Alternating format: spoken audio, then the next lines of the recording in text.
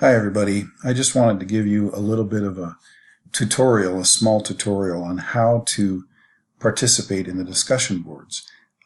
Once you have posted your summary and also your answer to the question in the second paragraph for the response, you should be able to see any other peers who have posted their discussions here. So if I go to discussion board number 1, I believe it's here, group 1. I'm going to just show you real quickly how to, sorry about that, how to respond to your peer. So, for example, if you see here's discussion board number 1, I see here Yulu has posted something, also Junyuan Luo. Okay, I'm sorry if I don't pronounce your names right. Here is also one from Alyssa Lee. So let's look at Alyssa Lee. I'm just going to post something real quickly. She talks about the essay here. Oberl's essay in the beginning gives a summary. She is answering in a second paragraph here something about what she thinks, which you really don't have to do. You only have to answer the question in the second paragraph. Then she goes into the second reading, which it asks you to summarize. And remember, the first sentence should always be a mention of a citation of the author's name and the article name.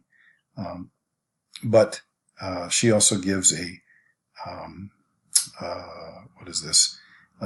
Some kind of a experience here in primary school about her own experience. And then she chooses an option 1.